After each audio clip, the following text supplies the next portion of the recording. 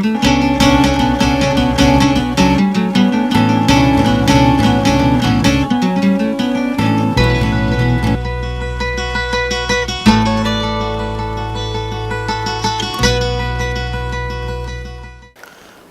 principles of pyramid spiritual societies.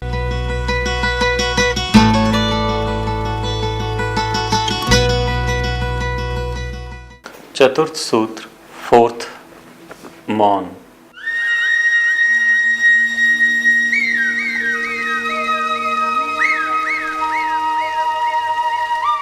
क्या प्रकृति में किसी भी विकास में शोर है, आवाज है? यह पृथ्वी असंख्य कालों से घूम रही है बिना किसी आवाज के।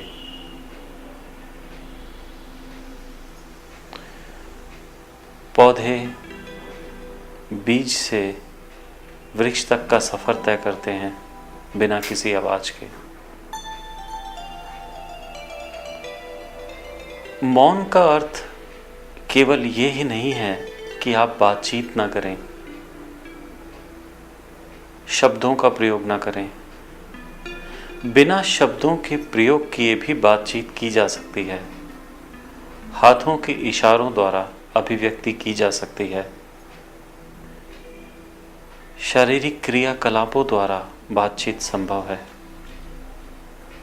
मौन का अर्थ है अंतस के उस शून्य के साथ जुड़ना जहां कुछ भी नहीं। असंख्य कालों से ऋषि मुनियों ने इस मौन व्रत का पालन किया, मौन को समझा।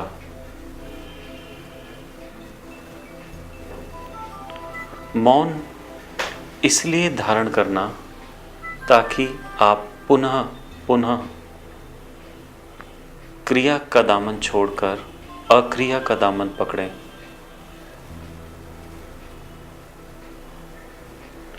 और सच तो ये है कि शब्दों में अभिव्यक्ति संभव ही नहीं है। शब्दों से जो भी कुछ व्यक्त किया जा सकता है वह केवल सांसारिक है। परमात्मा ने कभी किन्हीं शब्दों का प्रयोग नहीं किया, क्योंकि वहां बात शरीर की नहीं, ऊर्जा की है।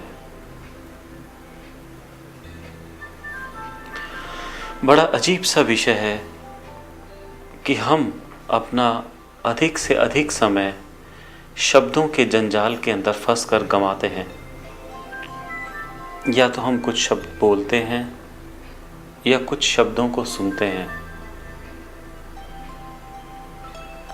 और शब्दों से पार की ऊर्जा हमें छू भी नहीं पाती।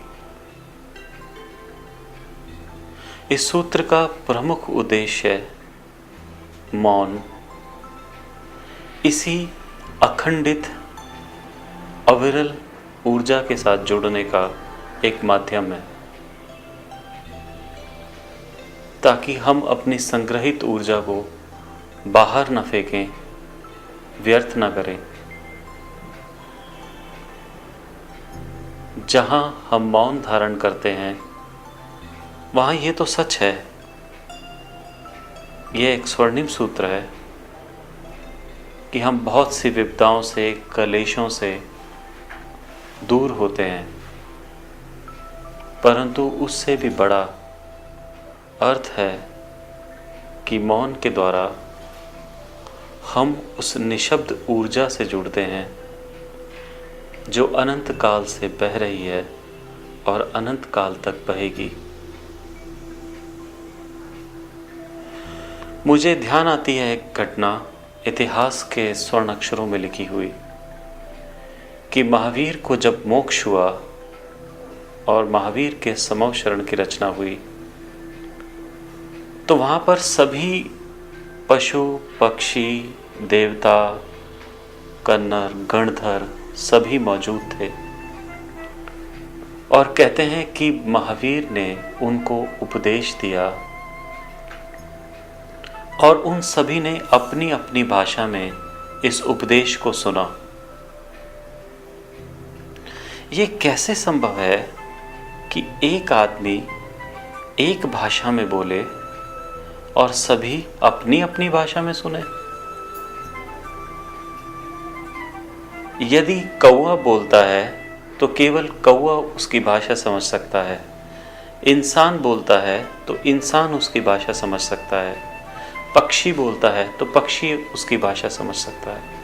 परंतु ये कैसे संभव है कि कोई एक ऐसी भाषा हो जिसके अंदर सभी अपनी अपनी क्षमताओं के अनुसार, वह क्षमताएं चाहे शारीरिक हों, चाहे आत्मिक हों, चाहे मानसिक हों, चाहे भावनात्मक हों, उस बात को समझ सकें?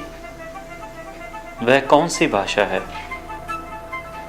वह भाषा है मौन।